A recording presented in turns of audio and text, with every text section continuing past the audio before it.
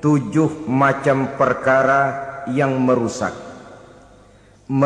akidah dan keimanan, merusak amal perbuatan yang sudah kita kerjakan, merusak sendi-sendi kehidupan sosial, pendek kata merusak segala hal di dalam kehidupan kita.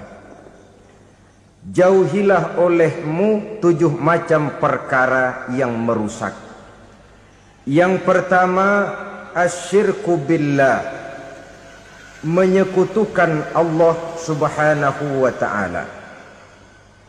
Agama dimulai dari keyakinan, maka kehancuran agama selalu dimulai dari kehancuran keyakinan, iman atau akidah yang dimiliki oleh seseorang.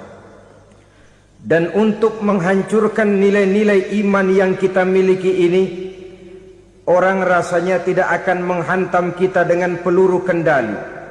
Orang tidak akan mengirimkan nuklir ke sini. Orang tidak juga akan mengirimkan satuan militernya ke sini.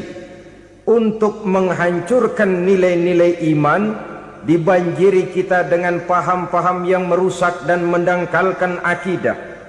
Baik ia bernama materialisme, baik ia bernama sekularisme, baik ia bernama banjirnya maksiat dan munkarat, baik ia bernama banjirnya peradaban dan kebudayaan yang menghancurkan moral daripada anak-anak kita, sedikit demi sedikit melenturkan dan melunturkan nilai-nilai keimanan kita, untuk kemudian pada waktunya nilai iman itu akan bertukar dan berganti menjadi nilai syirik kepada Allah subhanahu wa ta'ala. Atau pada sisi lain, menjadikan yang selain Allah sebagai tujuan akhir daripada kehidupan kita. Sedangkan kita sama-sama maklum bahwa di dalam pandangan agama Islam, dosa yang tidak berampun, dosa yang terbesar, termasuk dalam kategori bapak moyangnya dosa, tidak lain adalah syirik, yakni menyekutukan Allah subhanahu wa ta'ala. Pola penghancuran iman ini memang berstrategi. Ditawarkan kita kepada paham materialisme, paham kebendaan, di mana otak menempati urutan sebagai ranking pertama, Tuhan jatuh pada urutan kedua. Lalu menyusul kepada paham sekularisme, Allah dipisahkan dari seluruh kegiatan hidup ini, untuk pada gilirannya menjadikan yang selain Allah sebagai tujuan akhir daripada seluruh kegiatan hidup kita. Oleh karenanya, kewajiban menjaga nilai-nilai iman ini merupakan kewajiban yang mulia tetapi berat. Tidak hanya untuk kita, tetapi juga bagaimana mewariskannya kepada anak-anak kita, generasi yang akan datang. Orang-orang tua bijaksana yang diceritakan di dalam Al-Quran, kalau sudah berpikir tentang anak-anaknya, pertanyaan yang paling mereka risaukan ialah, ma ta'buduna min ba'di. Anakku, kalau pada satu saat aku, ayahmu sudah tidak ada lagi di dunia ini, meninggalkan kamu semua, ma ta'buduna min ba'di, apa yang akan kamu sembah nak? Jikalau sekarang ayahmu masih mau ke masjid, masih mau melakukan rukuk dan sujud, masih beribadah menyembah Allah subhanahu wa ta'ala, kalau orang tuamu sudah tidak ada, ma ta'buduna min ba'di, masihkah engkau mau datang ke masjid? Masihkah engkau mau rukuk dan sujud? Masihkah engkau mau menyembah Allah subhanahu wa ta'ala? Pertanyaan ini yang dipikirkan oleh Nabi Yakub kepada putra-putranya.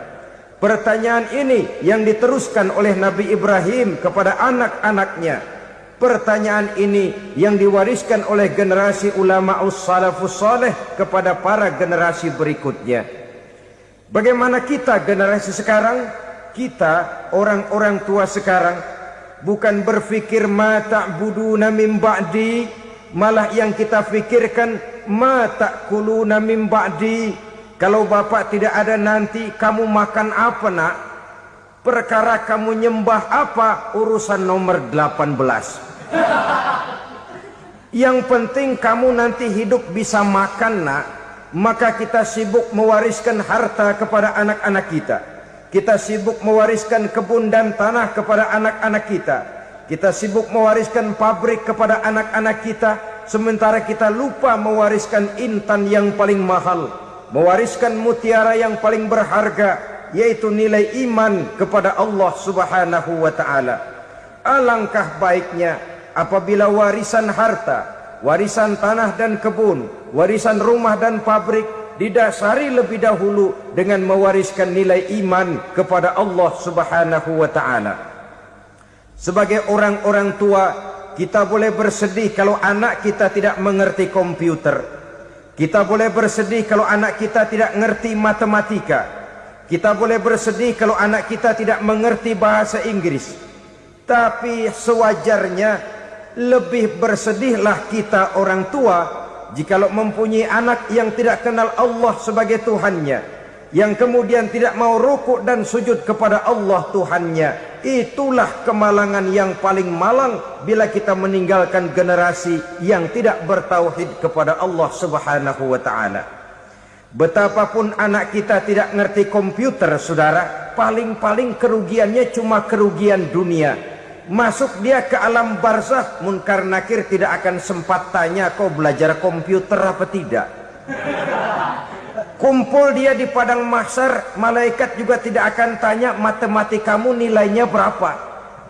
Yang ditanya kau kenal Allah, kau rukuk dan sujud kepadanya, kau pernah datang ke masjid. Oleh karena itu sekali lagi, menjaga nilai iman tidak hanya untuk kita, tetapi juga mewariskannya kepada anak-anak kita generasi yang akan datang. Sungguh kemalangan yang paling besar apabila kita meninggalkan anak-anak kita. Mereka kita tinggalkan lemah ekonominya, itu tidak baik. Mereka kita tinggalkan lemah otaknya, itu pun akan membuat mereka tertinggal oleh yang lain.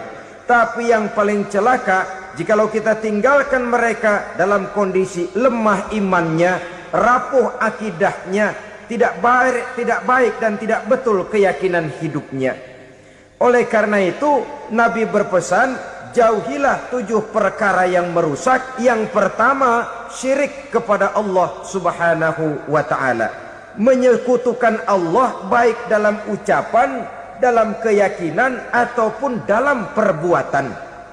Ini perkara pertama yang termasuk 7 perusak besar di dalam kehidupan. Kalau sudah jatuh kita ke lembah syirik, bagaimanapun banyak kebaikan yang kita kerjakan, berjiwa sosial, bertangan pemurah, gemar menolong orang lain, kalau memang dasarnya syirik, maka seluruh kebaikan kita akan hancur, tidak akan ada nilainya dalam pandangan Allah Subhanahu wa ta'ala. Dalam pandangan manusia, mungkin kita dicatat sebagai orang sosial, gemar menolong orang lain, tidak berpangku tangan melihat orang yang mendapat kesulitan. Tapi oleh karena dasarnya syirik, dasarnya tidak mentauhidkan Allah, maka seluruh nilai kebaikan yang kita kerjakan tidak akan ada nilainya dalam pandangan Allah Subhanahu wa ta'ala. Maka jagalah iman kita, jangan sampai dihinggapi penyakit syirik yang bagaimana kecilnya sekalipun. Sekali lagi, baik syirik dalam bentuk ucapan, syirik dalam bentuk keyakinan, sampai kepada syirik dalam bentuk perbuatan, kita berhindar kepada sifat-sifat yang sedemikian itu. Karena apa? Dalam satu ayat Quran Allah Subhanahu wa ta'ala menjelaskan, innallaha la yaghfiru ayyushraka bih wa yaghfiru ma duna dzalika liman yasha. Allah tidak akan memberi ampun kepada orang-orang yang menyekutukannya, tapi Allah masih mau memberikan ampun kepada dosa-dosa yang selain itu bagi orang-orang yang dikehendakinya. Dosa selain syirik, apabila kita bertaubat, Allah masih mau mengampuni. Tapi kalau sudah jatuh ke tempat syirik, itu sudah dosa yang tidak berampun. Taubatnya tidak lain melepas syirik, kembali kepada tauhid, berkeyakinan bahwa hanya ada Allah Subhanahu wa ta'ala, Tuhan satu-satunya, yang lam yalid walam yulad walam yakul lahu kufuwan ahad. tidak beranak, tidak pula diperanakkan, dan tidak satupun yang dapat menyerupai Tuhan Allah Subhanahu wa ta'ala. Saudara-saudara kaum muslimin rahimakumullah, bahwa kita di zaman sekarang memang tidak menyembah berhala, ya. Bahwa kita tidak berterang-terangan mengatakan Tuhan lebih dari satu, memang. Bahwa kita tidak berkeyakinan Tuhan itu punya anak atau diperanakkan, tentu. Tapi dalam perbuatan dan i'tiqad kita kadang-kadang jatuh tanpa kita sadari ke tempat yang bernama syirik ini. Oleh karenanya, di zaman di mana teknologi makin canggih, di mana kemajuan pembangunan makin menjangkau berbagai aspek kehidupan, diperlukan keseimbangan antara kemajuan fisik material dengan kemajuan mental spiritual. Apabila tidak ada keseimbangan, yang terwujud tentulah kepincangan, yang diawali dengan pincangnya cara kita berpikir, sehingga pada akhirnya akan mengarah kepada pincangnya cara kita berbuat dan bertindak di dalam kehidupan kita. Oleh karena itu Nabi berpesan, jauhilah sifat syirik, karena syirik merupakan dosa yang teramat besar. Ini sifat merusak yang pertama.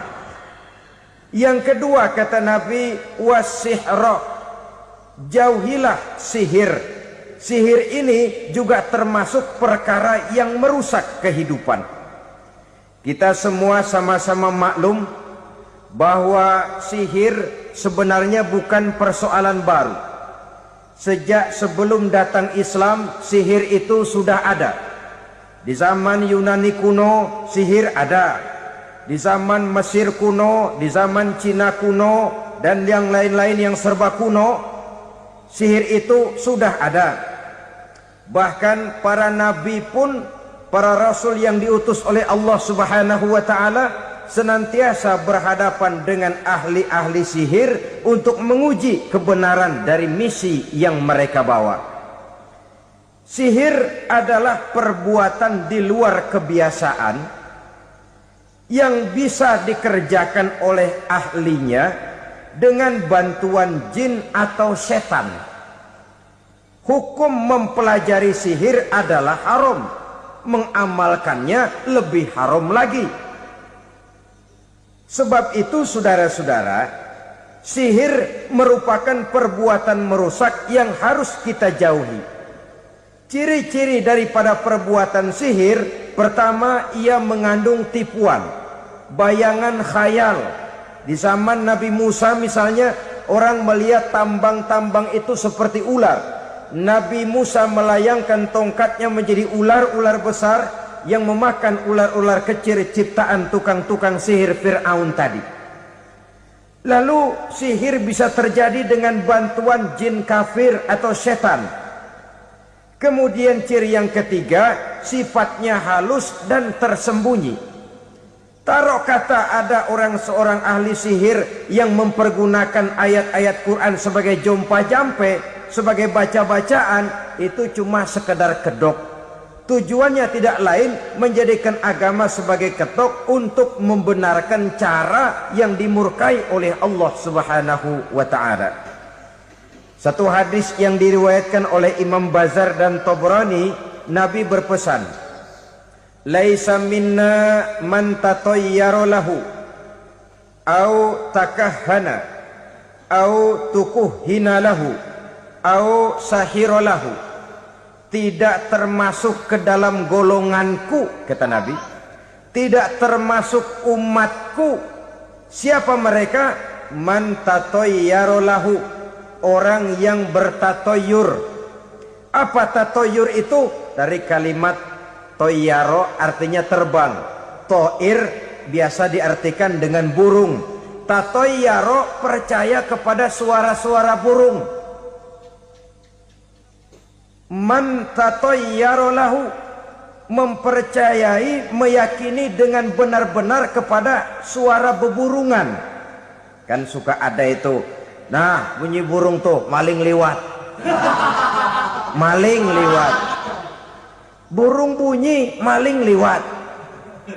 Itu termasuk tatoyyaro lahu, percaya kepada suara burung. Kan aneh kalau suara orang nggak dipercaya, suara burung malah dipercaya. Ada ustadz ceramah, kiai ngaji, nggak mau didengerin, burung dengerin bener. Nah, suaranya dari sebelah mana? Belah kulon. Nah, itu tandanya ano. Habis dihitung-hitung. Itu termasuk tatoyyaro lahu. Au takahana, atau bertenung, au tukuhina, atau minta ditenungkan, au sahirolahu, atau melakukan perbuatan sihir, atau minta disihirkan. Laisa minna, tidak termasuk ke dalam golonganku, kata Nabi. Sehingga dengan demikian saudara-saudara, menghadapi sihir dengan sihir sekalipun termasuk perbuatan yang tidak diajarkan oleh agama. Kita kan mempelajari sihir untuk jaga diri, tidak apa-apa. Yang dilarang mengamalkannya, dilarang juga mempelajarinya. Sebab orang kalau sudah mengetahui, biasanya lalu terangsang untuk mencoba.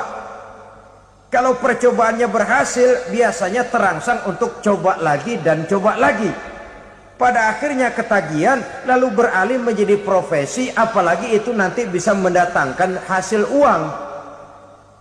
Saudara-saudara kaum muslimin rahimakumullah, kita manusia makhluk nyata.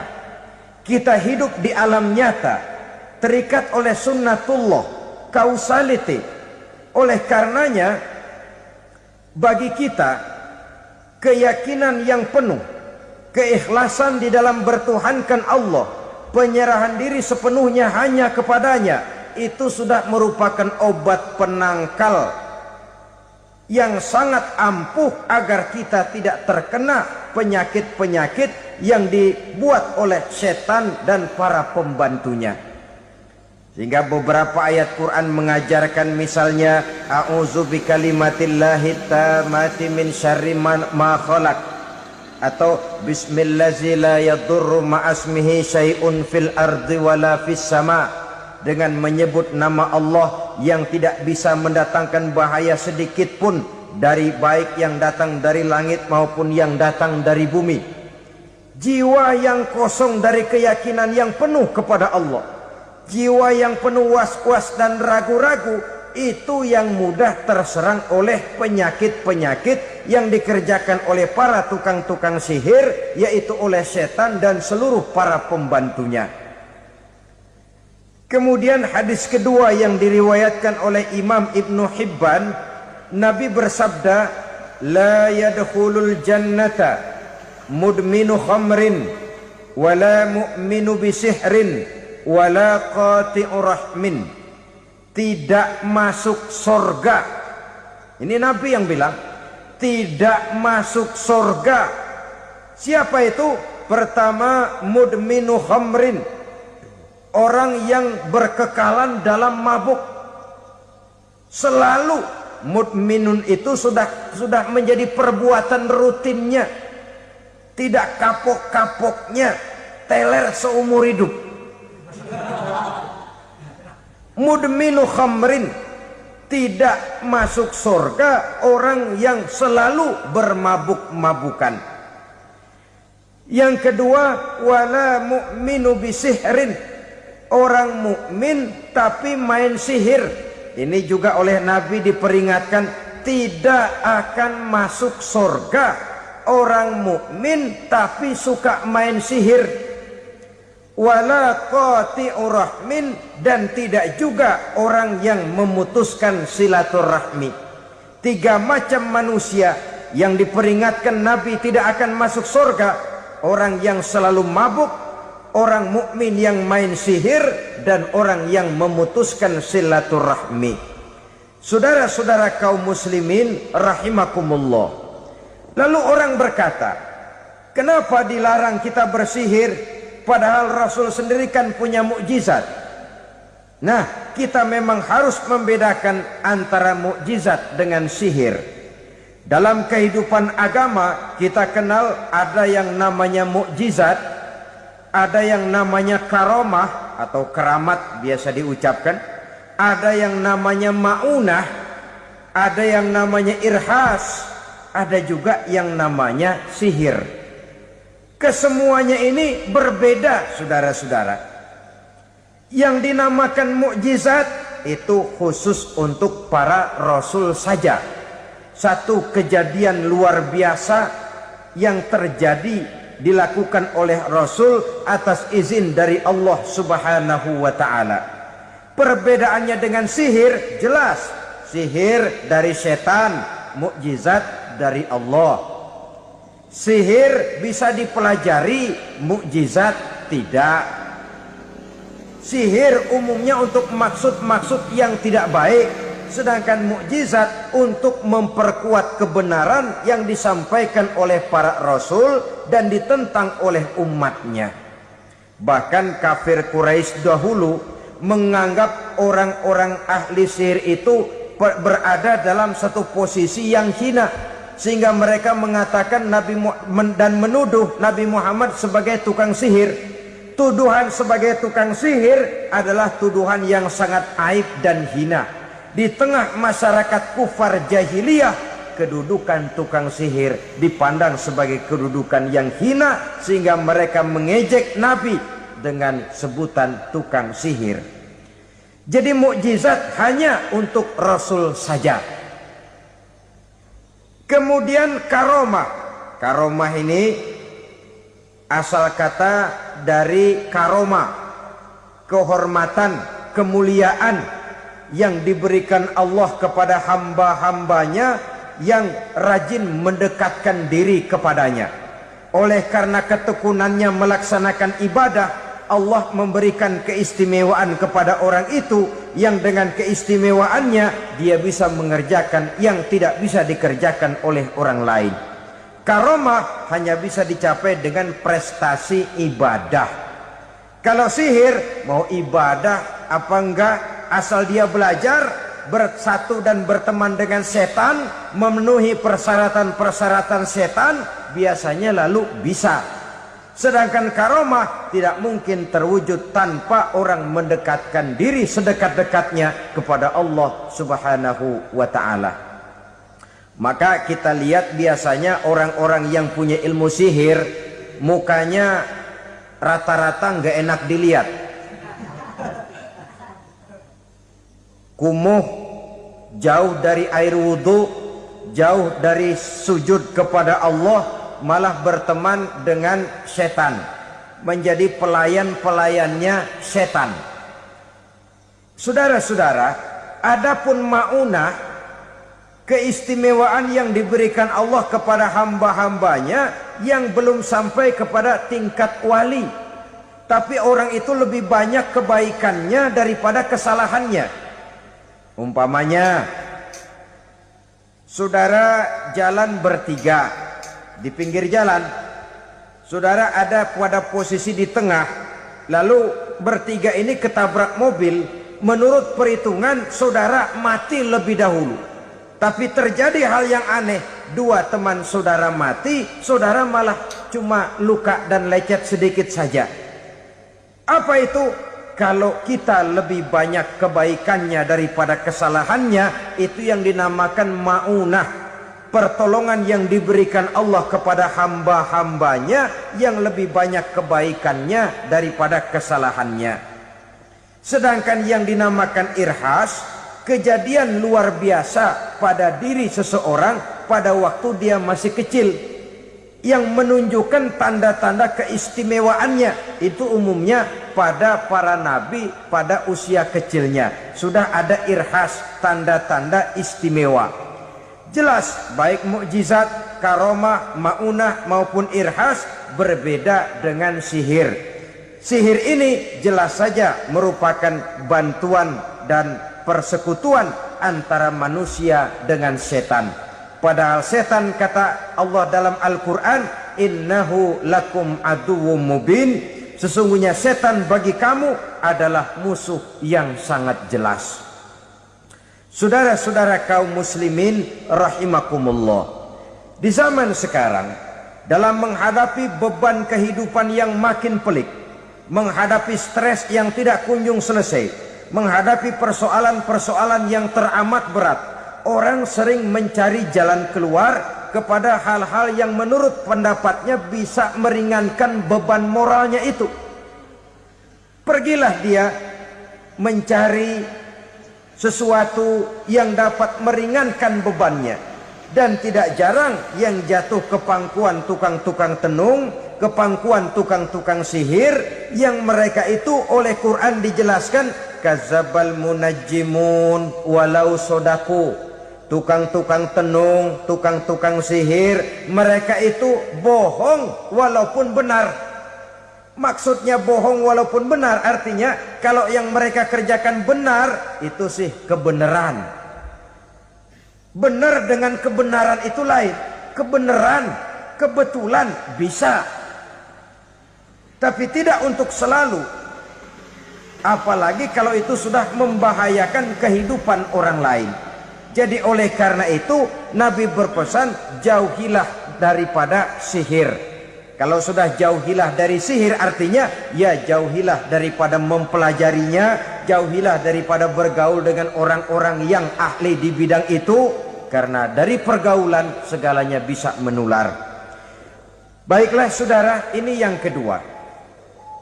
Yang ketiga pesan Nabi, wa qatlan nafsil lati harramallahu illa bil haq. Membunuh orang lain dengan cara yang tidak benar.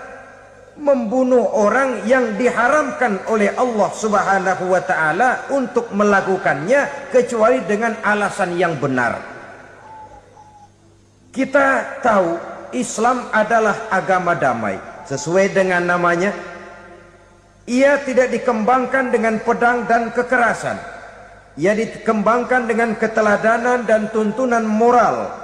Oleh karena Islam bukan agama kekerasan, Islam pun tidak mementingkan dan mengajarkan kekerasan kecuali dengan alasan yang benar dan bisa dipertanggungjawabkan. Membunuh dengan sengaja, menghilangkan nyawa orang lain tanpa alasan yang bisa dibenarkan adalah merupakan dosa besar dan satu di antara 7 perkara yang bisa mendatangkan kerusakan dalam kehidupan dan yang hendaknya harus kita jauhi. Saudara-saudara kaum muslimin rahimakumullah, beberapa waktu yang lalu di sebuah kota kecil yang indah bernama New Auckland. Saudara tahu New Auckland? Itu dari Gunung Kidul masih ngidul lagi. Pernah diadakan satu seminar yang membicarakan bagaimana menyelamatkan masyarakat manusia dari bahaya Perang Dunia Ketiga. Diperkirakan kalau terjadi Perang Dunia Ketiga, manusia tidak akan tersisa. Sebab apa? Pada waktu itu, cadangan nuklir yang dimiliki oleh bersama Amerika dan Rusia konon sudah sanggup memusnahkan 6 miliar manusia pada saat jumlah manusia baru 5 miliar. Jadi kelebihan nuklir dunia ini. Kalau terjadi Perang Dunia Ketiga, sulit manusia untuk tersisa. Maka dibahaslah di dalam seminar itu, wah, supaya tidak terjadi Perang Dunia Ketiga, maka perlombaan membuat senjata-senjata canggih, alat-alat pembunuh modern harus segera dibatasi. Dibahas, tidak mungkin kita membatasi perlombaan membuat senjata. Kenapa? Makin maju ilmu dan teknologi, makin canggih senjata yang ditemukan. Atom sudah meningkat menjadi nuklir, nuklir sudah meningkat menjadi neutron, dan kita tahu bom yang bernama neutron ini bom yang cukup membunuh tanpa perlu merusak. Artinya kalau dia diledakkan di kota kita ini, bangunan utuh, jembatan tidak ambruk, rumah-rumah tetap berdiri, tapi semua yang bernama hidup mati. Itu katanya lebih sopan dari bom atom. Sebab kalau si atom ini sudah membunuh, merusak pula. Neutron cukup membunuh saja tanpa perlu merusak. Jadi majunya senjata-senjata teknologi sebagai akibat yang logis dari kemajuan ilmu pengetahuan ini tidak bisa kita batasi. Dan memang sebenarnya yang bahaya bukan senjatanya, tapi manusia yang mengendalikan senjata itu. Mereka kembali kepada prinsip the man behind the gun. Bukan senjatanya yang bahaya, tapi manusia yang mengendalikan senjata itu yang bahaya.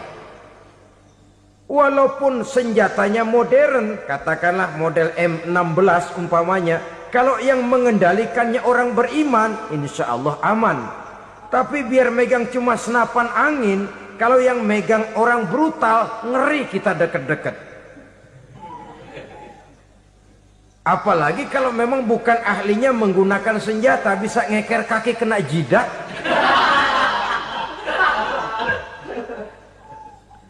Mereka kembali kepada prinsip lama yang tetap baru.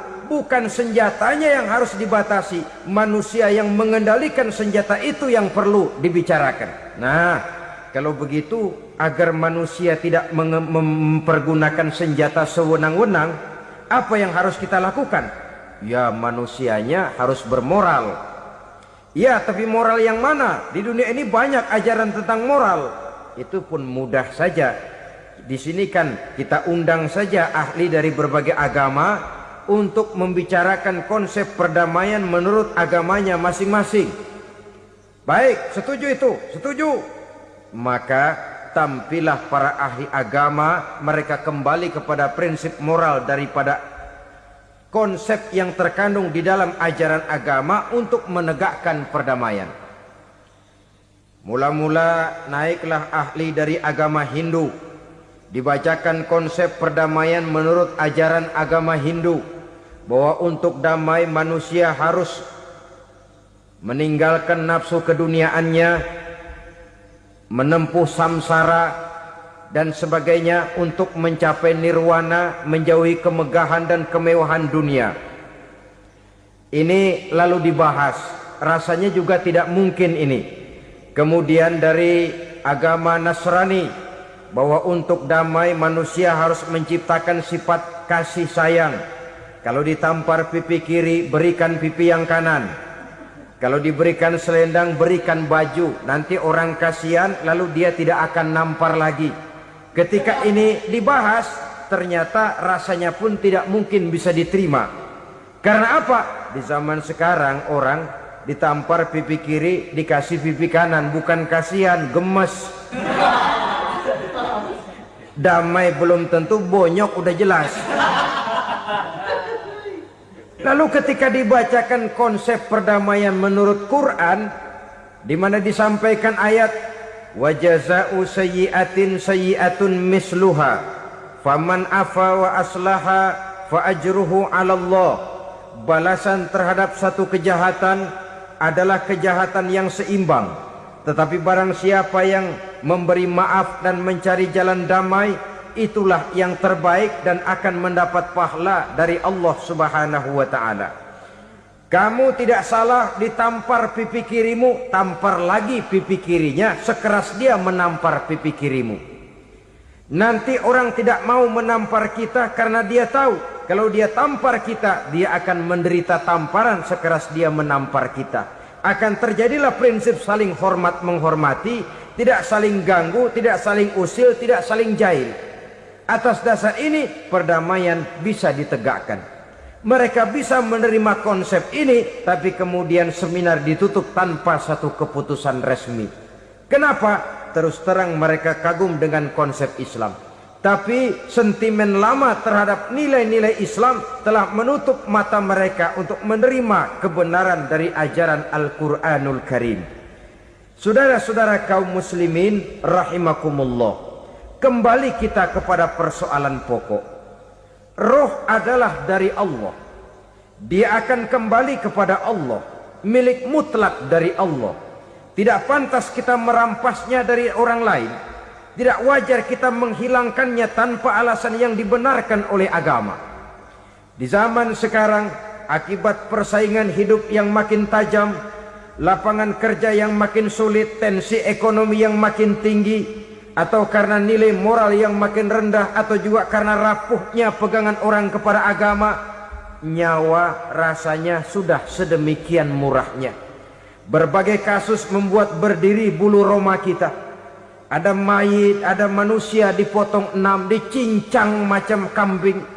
Ada yang dipotong 5, ada yang dipotong 13, dikardusin, dibuang ke tempat sampah.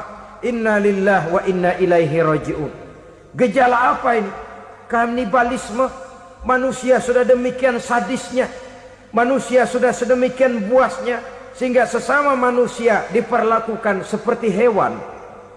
Padahal hewan sendiri belum pernah macan makan macan, bagaimanapun buasnya macan.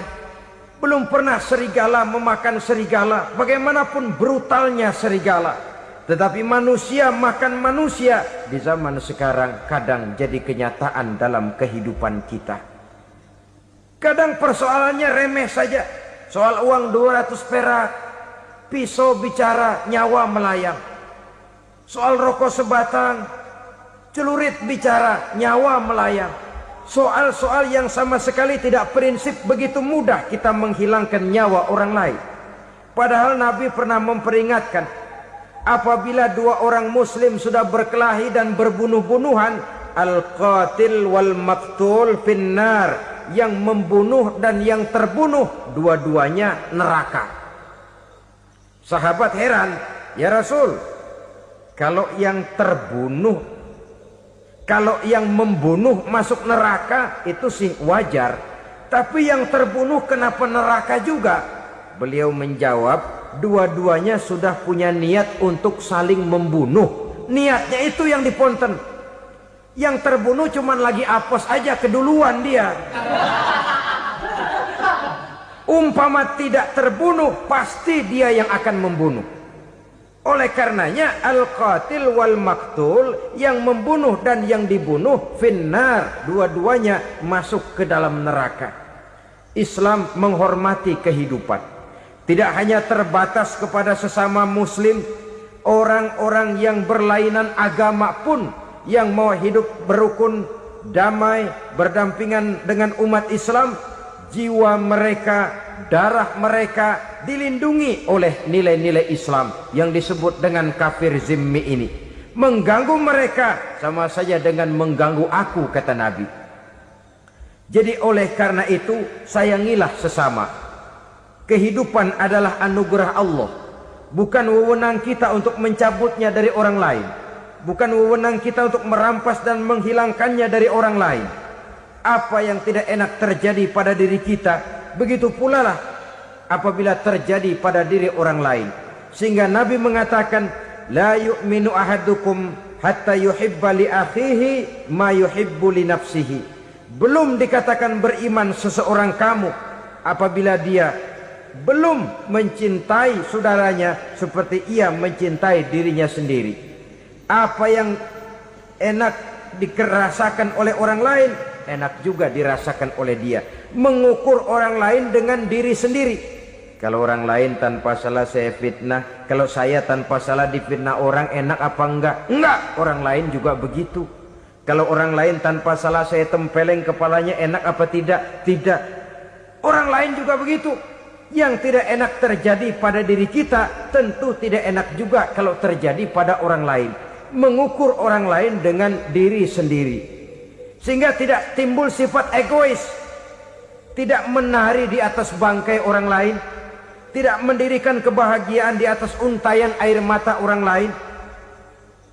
Sehingga dengan demikian saudara-saudara, dia bisa menghormati kehidupan, menghormati orang lain sebagaimana dia ingin dihormati.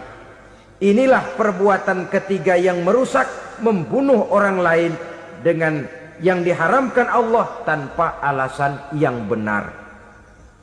Yang ketiga. Kemudian yang keempat, perbuatan merusak wa aklar riba, makan riba. Hidup adalah tolong menolong. Bahasa kerennya take and give katanya. Saling memberi dan saling menerima. Nabi mengajarkan man kuraba kurbatan min kurabid dunya karaballahu lahu kurbatan min kurabi yaumal qiyamah. Wallahu fi aunil abdi madamal abdu fi auni akhihi. Siapa yang meringankan beban dari beban-beban yang dirita seseorang di dalam kehidupan dunia, Allah akan meringankan bebannya daripada beban-beban yang harus dipikulnya di hari kiamat nanti. Wallahu fi aunil abdi madamal abdu fi auni akhihi. Allah senantiasa akan menolong seorang hamba selama hamba itu masih mau menolong saudaranya. Allah selalu akan menolong seorang hamba selama hamba itu masih mau menolong saudaranya.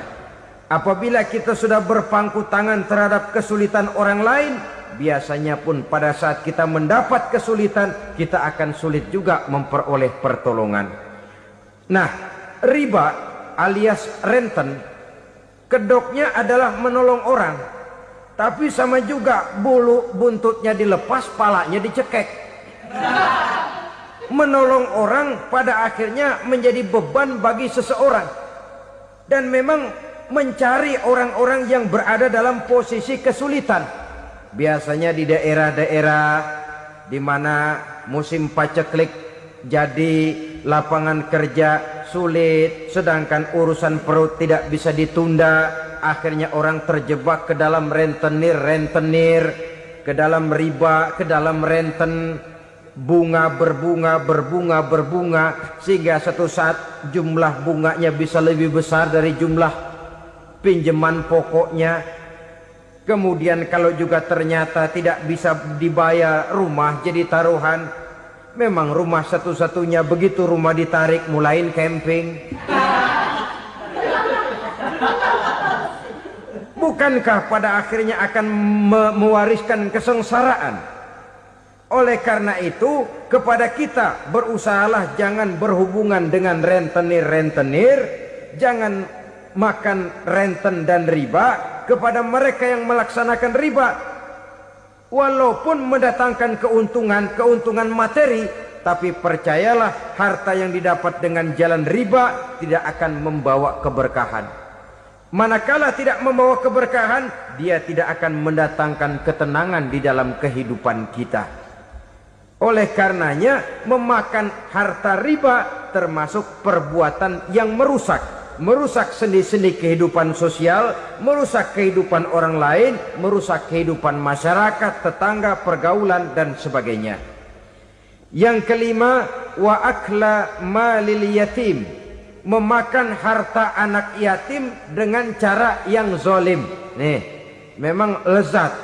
Anak yatim itu nggak tahu urusan apa-apa. Kita diamanahkan untuk mengurusinya.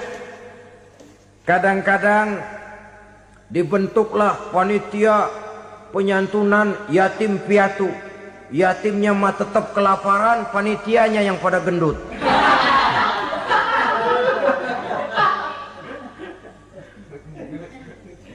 Padahal memakan harta anak yatim termasuk perbuatan dosa besar. Dan menjantuni yatim merupakan perbuatan mulia. Nabi mengatakan, ana wa kafilul yatim kahataini yaumal qiyamah. Aku dan orang-orang yang menyantuni anak yatim seperti dua jari ini pada hari kiamat nanti. Dekat sekali. Jikalau ingin di hari akhir nanti dekat dengan Rasul, bersahabatlah dengan anak-anak yatim. Jadilah pengurus anak-anak yatim. Bangunlah panti-panti asuhan yatim. Pada saat bapak ibunya meninggal, kitalah yang menjadi orang tuanya. Bahkan sedemikian besar perhatian Islam terhadap anak-anak yatim ini, sehingga Quran memberikan peringatan, ara'aital ladzi yukadzibu biddin fadzalikal ladzi yad'ul yatim wa la yahuddu ala ta'amil miskin. Tahukah kamu siapa orang yang mendustakan agama, beragama tapi dianggap dusta, salatnya dusta, puasanya dusta karena agamanya sudah berdusta. Siapa mereka? Fazalikal ladzi yad'ul yatim, orang yang menyia-nyiakan anak yatim, wala yahuddu ala ta'amil miskin, dan tidak pernah memberi makan kepada orang-orang yang menderita kemiskinan, menyia-nyiakan, meninggalkan anak yatim, termasuk perbuatan yang divonis kita sebagai orang yang mendustakan agama. Saudara-saudara kaum muslimin rahimakumullah, maka sangat dicela mengeksploitir anak-anak yatim, menjadikan mereka sebagai kedok untuk mencari kekayaan pribadi. Tetapi jikalau ikhlas, ganjarannya sangat besar, nilai pahalanya sangat besar. Menyantuni yatim tidak hanya setahun sekali.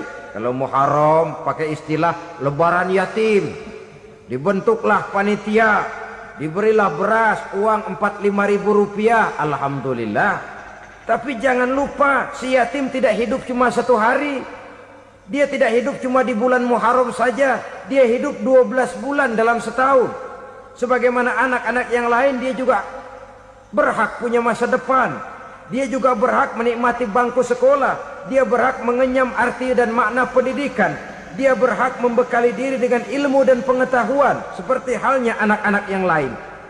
Maka kita yang diberikan keluasan oleh Allah, ingatlah itu, bersahabatlah dengan anak-anak yatim, santuni mereka. Perkara setahun sekali di bulan Muharram, alhamdulillah, itu bagus, bin Thayyib alias baik. Tapi tentu dan tentu sekali lagi, si yatim tidak hanya hidup di bulan Muharram. Dia hidup 12 bulan dalam setahun, 24 jam di dalam sehari. Oleh karenanya, menyia-nyiakan mereka pada saat posisi kita memang mampu akan memojokkan kita dalam satu posisi di mana kita dianggap sebagai orang yang mendustakan agama, memakan harta anak yatim dengan cara yang zolim. Bapaknya udah meninggal, kebunnya lebar, anaknya dikelecehin. Nah, dah kamu nggak usah pusing, nanti saya yang ngurus. Akhirnya bukan ngurus, nguras. Si yatim mungkin tidak tahu bahwa dia disia-siakan, haknya diambil, miliknya dizolimi. Tapi Allah yang akan membalasnya dengan seadil-adilnya. Maka makan harta anak yatim biasanya balasannya tokcer bin paten. Nggak banyak selang tempo itu, nggak percaya cobain dah. Nyobain aja kan nggak bayar, umpama memakan harta anak yatim dengan cara yang zolim, ganjarannya biasanya kontan. Kenapa? Ratapan si miskin, untayan air matanya, jeritan kepedihan hatinya, membuka pintu langit, permohonannya diijabah, getaran hatinya didengarkan oleh Allah. Maka balasannya biasanya kontan, spontan, tidak menunggu waktu terlalu lama. Itu di dunia, belum lagi di akhirat nanti. Bukankah dalam riwayat Mi'raj diceritakan Nabi melihat di neraka itu orang perutnya sebesar rumah? La haula wala quwata. Itu perut kayak rumah, bagaimana jalannya tuh orang? Dan memang gak jalan, diseret-seret oleh malaikat di neraka itu. Hancur perutnya, amburadul itu perut. Berantakan isinya, dibulatkan lagi, diseret lagi, hancur lagi, dibulatkan lagi. Sampai Nabi tanya, orang itu begitu berat siksanya kenapa ya Jibril? Itu Muhammad, waktu di dunia dulu rakus banget makan harta anak yatim. Begitu vonisnya, begitu menyedihkan nasibnya di akhirat. Tapi di dunia pun ketidakberkahan itu sudah membayangi kehidupannya. Oleh karena itu, kepada saudara-saudara yang mendapat titipan anak yatim, berbahagialah, karena semulia-mulia rumah adalah rumah yang di dalamnya ada anak yatim yang disantuni. Sehina-hina rumah adalah rumah di mana di dalamnya ada anak yatim yang disia-siakan. Begitu kata Nabi kita. Rumah yang paling mulia dalam pandangan Allah, rumah yang di dalamnya ada anak yatim yang disantuni. Rumah yang paling hina dalam pandangan Allah, rumah yang di dalamnya ada anak yatim yang nasibnya disia-siakan. Berbahagialah saudara apabila menjadi penyantun anak-anak yatim, pelindung mereka, sehingga mereka mempunyai masa depan sebagaimana anak-anak lainnya. Rasulullah sendiri sedemikian peka terhadap keadaan anak-anak yatim karena beliau sendiri memang mengalami umur 6 bulan dalam kandungan ibu, beliau sudah ditinggalkan oleh ayahnya. Pada saat berusia 6 tahun ibu sudah meninggal. Yatim piatu dalam usia di mana beliau sedang perlu belas kasih seorang ibu dan pengertian seorang bapa. Kepekaan itu lalu timbul, bahkan kemudian sampai kepada beliau berkata, aku dan orang yang menyantuni anak yatim seperti jari tengah dan jari telunjuk di hari akhirat nanti. Sedemikian dekatnya. Baiklah ya, jadi yang kelima, memakan harta anak yatim. Jauhi karena ini perbuatan yang merusak. Yang keenam, watawalli yaumaz zahfi, melarikan diri pada hari pertempuran. Apa ini?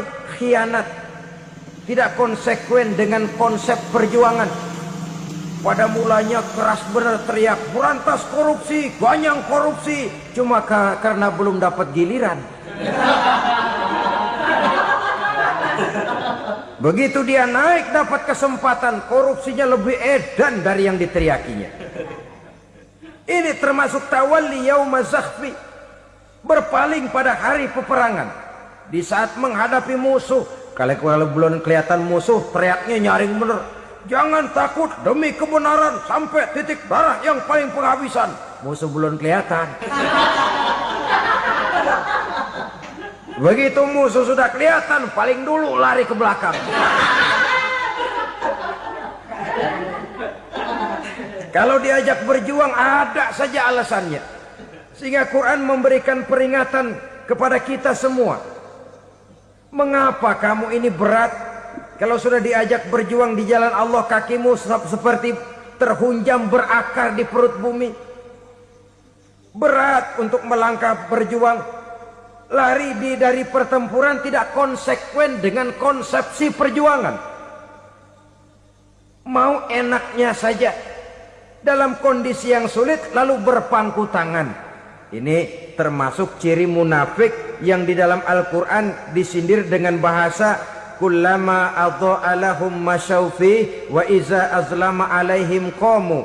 Waktu terang mereka jalan, giliran gelap mereka mandek. Artinya, maksudnya kalau giliran ada untungnya aja rame-rame teriak Islam. Tapi begitu diminta berjuang, dituntut berkorban, rame-rame mundur. Waktu dilihat di Islam ada untungnya, rame-rame teriak Islam. Pak, saya Islam banget, Pak.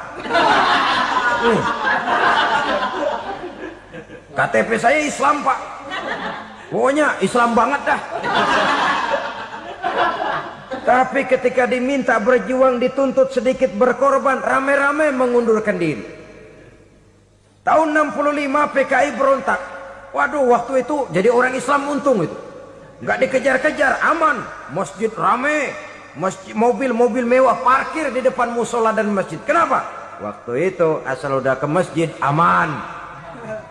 Islam selamat, untung. Tapi begitu keadaan aman, yang parkir di musola sepeda butut melulu.